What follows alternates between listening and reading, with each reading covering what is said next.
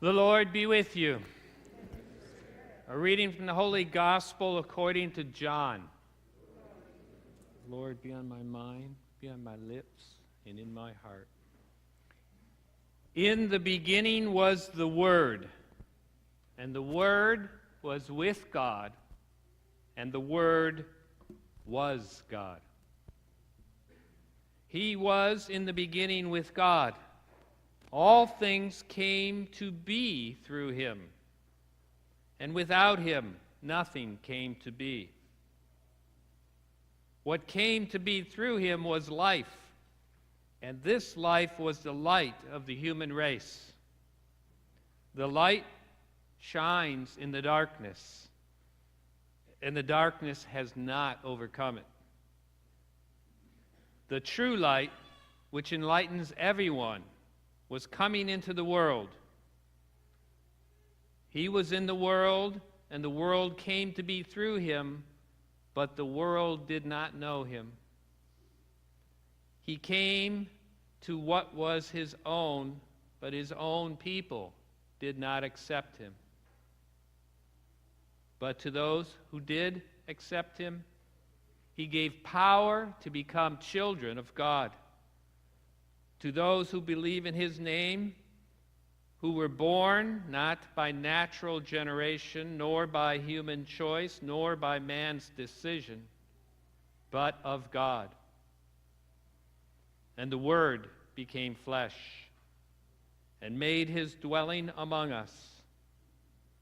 And we saw his glory, the glory as of the Father's only Son, full of grace and truth.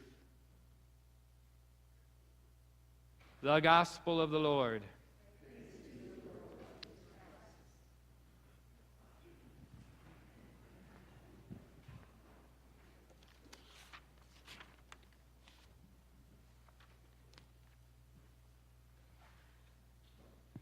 Feel like a good Christmas story? I have a few of them. Probably saw me walk out back to get a few of them. I Googled inspirational Christmas stories and collected a bunch of them. George worked for the post office, and his job was to process all the mail that had been illegibly addressed. One day just before Christmas, a letter landed on his desk, simply addressed in shaky handwriting, "To God." With no other clue on the envelope, George opened the letter and read, "Dear God, I am a 93-year-old widow living on a pension. Yesterday, someone stole my purse. It had $100 in it, which is all the money I had in the world and no pension due until after Christmas. Next week is Christmas, and I invited 2 of my friends over for Christmas lunch. Without that money, I have nothing to buy food with. I have no family to turn to. You are my only hope. God, can you please help me?" George was really touched, and being kind-hearted, he put a copy of the letter up on the bulletin board at the main post office where he worked. The letter touched other mail carriers, and they all dug into their pockets and all chipped in what they could. Between them, they raised $95. Using an officially marked post office envelope, they sent the cash on to the lady. And for the rest of the day, all the workers felt a warm glow thinking of the nice thing they had done. Christmas came and went. A few days later, another letter, simply addressed to God, landed in George's department. So many of the post deliverers gathered around while George opened the letter. It read, "Dear God, how can I ever thank you enough for what you did for me? Because of your generosity, I was able to provide a lovely luncheon for my friends. We had a very nice day, and I told my friends of your wonderful gift. In fact, we haven't got over it. And even Father John, our parish priest, is beside himself with joy. Oh, by the way, there was $5 missing.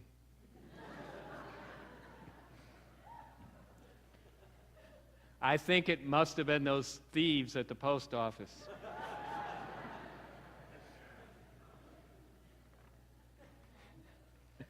There's a lot of lessons in that one, isn't there? A brother like that. A friend of mine named Paul received a new car from his brother as a pre-Christmas gift.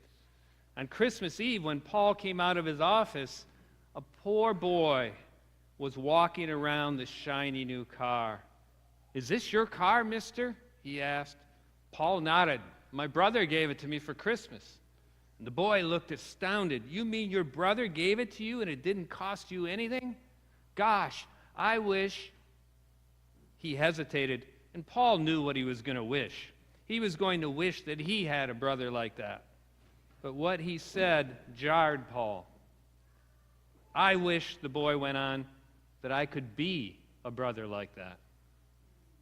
Paul looked at the boy in astonishment and then impulsively added, "Would you like a ride in my new car?" "Oh, yes, I'd love that." After a short ride, the poor boy, with his eyes aglow, said, "Mister, would you mind driving in front of my house?" Paul smiled. He knew what the lad wanted, he thought.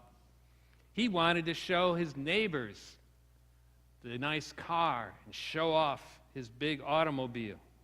But Paul was wrong again. "Will you stop right where those steps are?" the boy asked. And he ran up the steps. And then in a little while, Paul heard him coming back, but he was coming slowly. He was carrying his little polio-crippled brother. And he sat down on the bottom step and sort of squeezed right up to his brother and pointed to the car. "There she is, buddy, just like I told you upstairs. His brother gave it to him for Christmas, and it didn't cost him a cent. And someday I'm going to give you one just like it. Then you can see for yourself all the pretty things in the Christmas windows that I've been telling you about." Paul got out, lifted the little lad into the front seat of his car, and the shiny-eyed older brother climbed in beside him, and the three of them began a memorable Christmas ride.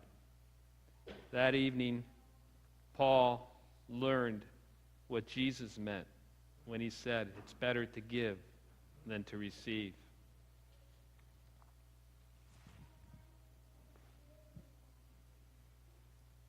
Just two more, and then a point.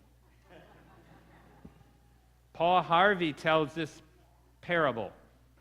There was once a very good man.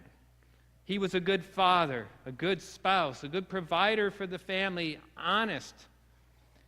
But he just didn't believe all this Christmas stuff, that God could become human.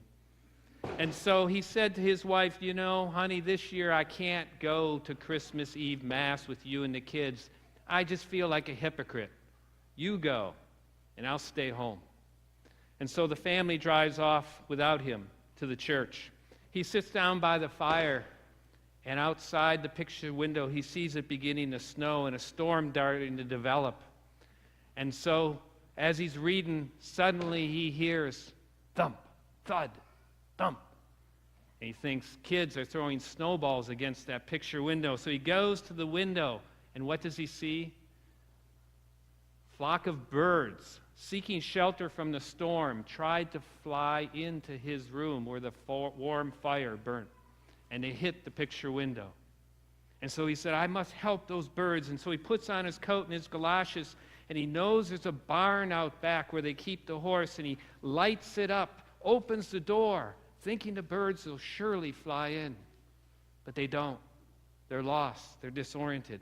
And so he thinks, "Oh, I can get some food." And so he goes into the kitchen and lays a trail of food from the birds to the barn. But they still don't go in. And so he goes out and he starts trying to shoo them into the barn. But they won't go. And then he realizes, they're afraid of me. I must look like a huge, intimidating creature, and they're disoriented. How can I get them into the barn? And he thinks, if only I could become a bird and show them the way. Just then, he hears the Christmas bells, Christmas Eve Mass, and he realizes what God has done for us, and he falls to his knees in adoration.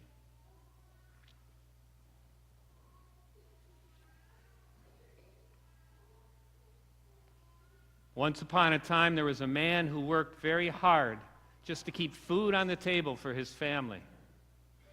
This particular year, a few days before Christmas, he disciplined his 5-year-old daughter after learning that she had used up the family's only roll of gold, expensive wrapping paper. Money was tight, and he became even more upset Christmas Eve when he saw that the child had used a whole roll on one box, a shoe box that she had put under the Christmas tree. He was also concerned where she got the money to buy what was in that box. The next morning, the little girl, filled with excitement, brought the gift box to her father and said, "Daddy, this is for you." As he opened the box, the father was embarrassed by his earlier overreaction and now regretted having disciplined his daughter. But when he opened the shoe box, he found that it was empty. And again, his anger flared. "Don't you know, young lady," he said harshly, "when you give someone a present, there's supposed to be something inside the package." The little girl looked up at him with sad tears rolling from her eyes and whispered, "Daddy, it's not empty. I blew kisses into it until it was full." The father was crushed. He fell on his knees and put his arms around his precious little girl, and he begged her to forgive him for his unnecessary anger. Only a short time later, an accident took the life of the child. And it is told that the father kept this little gold box by his bed all the years of his life. Whenever he was discouraged or faced difficult problems, he would open the box, take out an imaginary kiss, and remember the love of this beautiful child who had put it there. In a very real sense, each of us has been given an invisible gold box filled with unconditional love and kisses from our children, from our friends, family, and from God. There is no more precious possession anyone could hold. Christmas is a love story. And our God, who is pure love, wanted to give a gift. He gave us a gift. And many people think the box is empty. He created the whole universe, which in its order, its goodness, its immensity, its beauty, reflects him and his love. And the crown of his creation, humanity, given free choice so that we too could love, does not see the invisible love behind the material gift. We exploit creation and take it for granted. And so when we're lost like that man trying to save the birds, God becomes human to lead us back to God. But still, we think the box is empty, that our faith is empty, that the story of Christmas isn't really true. And so we reject the gift. God continues to give himself every single day in the Eucharist, present with us, the Incarnation perpetuated, and still we can't see the love behind the gift. Christmas is a love story, but yet we're too focused on the material, looking for something in the box. But love, God's most precious invisible gifts in our family, in what he has done for us, is all around us. God is a lover, and he still waits for us to respond in love. This Christmas, renew that love in your heart. Allow God's miracles that have already been given to us to inspire us, to help us recognize that love, and then share that love with one another.